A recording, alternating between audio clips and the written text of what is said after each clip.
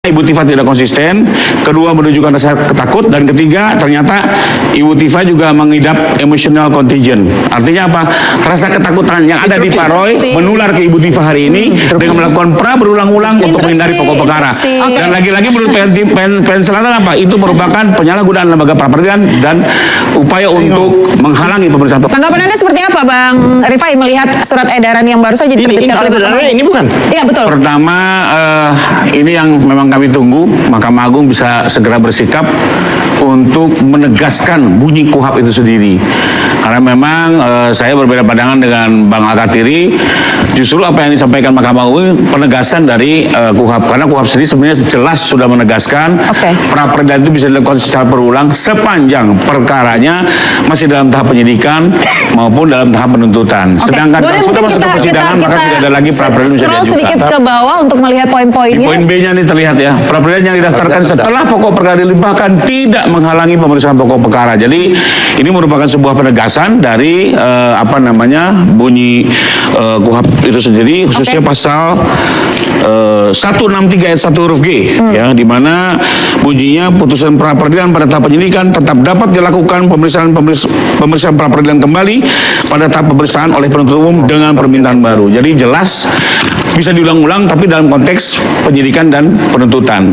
Kalau sudah daftarkan maka ini tetap harus disidangkan sekalipun pokok perkara dimulai pemeriksaannya. Inilah perubahan inti dari KUHP. Tapi kalau perkaranya sudah terdaftar di pengadilan, maka tidak mungkin lagi dong mengajukan pra. Kenapa? Karena sudah ada pemeriksaan pokok perkara. Jadi untuk pra-peradilan jilid 2 yang sudah didaftarkan masih akan bisa berjalan nanti? Berdasarkan ini silakan untuk berjalan, tapi pokok perkara juga berjalan. Oh, oke. Baik. Berarti tidak ditunda interupsi. Silakan Pak Al-Katiri. Ya, interupsi. Sebenarnya sebelum mereka mengajukan permohonan yang kedua, dakwaan yang kedua yaitu perbaikan, itu kami udah ngajukan prapit. Coba kapan dakwaan yang kedua itu, tanggal berapa? Kami prapit itu 31 Juli. Ada bukti. Dakwaan didaftarkan 27 Juli, Bang. Apanya? Perbaikan dakwaan didaftarkan jaksa pada tanggal 27 Juli. Iya. Abang mengajukan prapit tanggal 3 Agustus. 31 Juli. Berdasarkan saya dokumen yang saya baca. Silakan. Kami kan Tapi artinya prapit Abang dilakukan setelah perkara didaftarkan tanggal 27 Juli di PN. Pendaftaran itu kan harus diinformasikan ke kami, satu.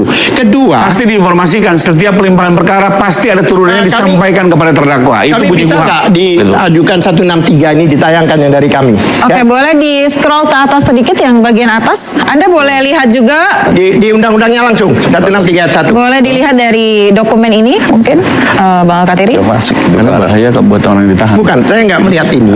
Ya kan? Bahwa pasal 163 ayat 1 huruf E Undang-Undang Nomor 20 Tahun 2003 tentang Kitab Undang-Undang Hukum Acara Pidana menentukan bahwa selama pemeriksaan sebagaimana dimaksud dalam huruf C belum selesai, pemeriksaan pokok perkara di pengadilan tidak dapat diselenggarakan. Iya, betul. Oke. Saya lanjutkan lagi boleh. Ini harus melalui DPR. Begini. Sebentar Bang Rifai. Ya kan? Mahkamah Agung itu boleh melakukan peraturan dan sebagainya yang tidak ada di undang-undang. Kalau setiap undang-undang dianulir dengan seperti contohnya kemarin masalah kompetensi, ikut-ikutan ya kan? Nah, ini saya sampaikan supaya masyarakat juga tahu. Saya bacakan ini 163 ayat 1E di sini jelas. Baik. Ya kan? Ini tidak disampaikan di sini. Ini cuma sampai C ya. Ini ada E. Oke. Coba yang punya kami yang 163 mungkin ditayangkan. Oke. Enggak supaya sudah dikirim ke produser ya. Mana ini undang-undang 163? Tapi belum. Sambil nunggu boleh lanjutin, Pak. Ya, kita mungkin kita belum bisa menampilkan. Saya bacakan aja. Silakan dibacakan saja, Pak. Ya kan?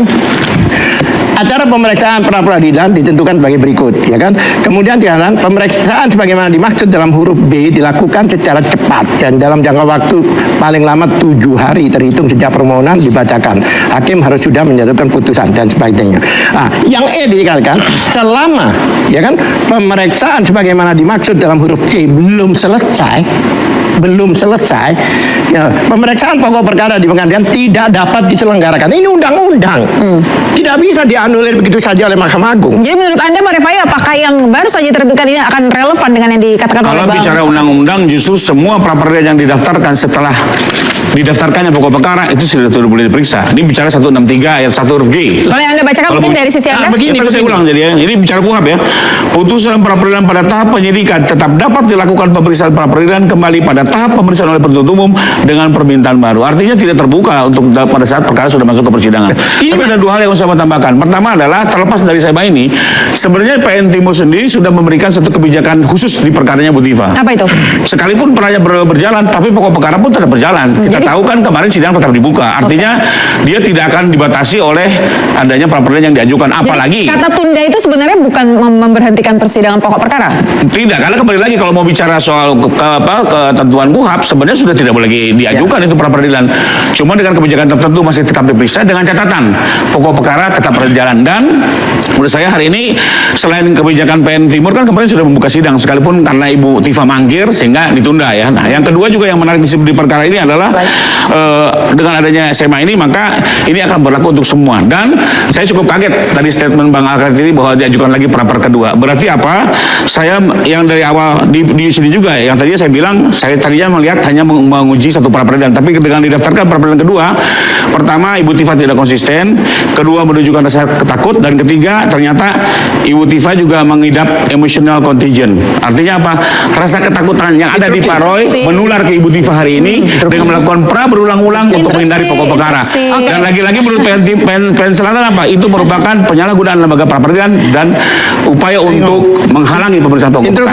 Oke, Mbak Karina, Anda mungkin diberikan kesempatan untuk menjawab atau menanggapi tadi apa yang dikatakan Mbak Rifai. Sudah mulai tertular rasa ketakutan tadi dikatakan. Sebenarnya Dokter Tifa itu tidak ada rasa ketakutan sama sekali. Dokter Tifa juga tidak menghalang-halangi proses hukum yang sedang berjalan. Justru Dokter Tifa sangat kooperatif karena beliau menghadiri setiap pertemuan. Kemudian perlu kami sampaikan juga untuk meluruskan berita-berita yang miring kemarin di berita itu bahwa Dokter Tifa tidak hadir di persidangan, itu tidak benar. Karena kami menerima surat panggilan dari jaksa itu, Dokter Tifa ya, itu bahkan kurang dari 12 jam. Dan sedangkan kami sedang prepare besok itu untuk sidang di Pengadilan Negeri Jakarta Selatan. Jadi kemudian bisa dilihat dalam rekaman ada yang datang tergopoh-gopoh dan segala macam, itu karena kita tuh nggak siap dengan panggilan sidang itu yang mendadakan itu gitu. Dan pada saat persidangan itu Dokter Tifa sedikit terlambat karena memang ada kecelakaan di jalan tol. Jadi pada saat itu dibubarkan, Dokter Tifa tuh ada di pengadilan. Padahal kan seharusnya persidangan itu kan menunggu hadirnya terdakwa. Misalnya contoh dalam kasus pidana lain, ketika ada tahanan kejaksaan, kan ditunggu apakah terdakwanya sudah sampai atau belum gitu kan. Nah pada saat persidangan yang kemarin, ketika dibuka jam 9, kemudian ditanya apakah Ibu Tifanya sudah ada atau belum, tanpa menunggu konfirmasi langsung ditutup persidangannya gitu. Padahal pada saat kami konferensi, berarti apa itu sama dengan artinya tidak hadir atau terlambat atau apa? Jadi gini, saya mau tadi yang menarik yang oleh Bang Al-Kartiri ya, bahwa berdasarkan putusan sela batal demi hukum itu dipahami oleh tim Tifa itu bahwa seolah-olah Tifa ini sudah nggak ada perkara. Padahal pokok perkaranya itu kan belum masuk pada inti pokok perkara. Nah, jadi memahami pasal 75 KUHP baru ini itu jangan ayat per ayat aja, harus komprehensif. Pasal 75 ayat 1 pelimpahan dakwaan dari kejaksaan ke pengadilan. Yang kedua itu bicara soal poin-poin yang harus tertera di dalam dakwaan itu. Poin ketiga, kalau nggak lengkap, ada poin 2 yang tidak terpenuhi, maka di situ batal demi hukum.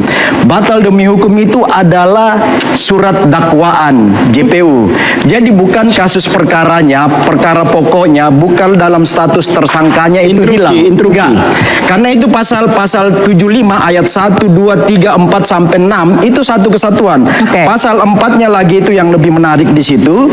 Di situ pasal 4 itu ditekankan bahwa kesempatan diberikan oleh undang-undang kepada jaksa penuntut umum untuk memperbaiki.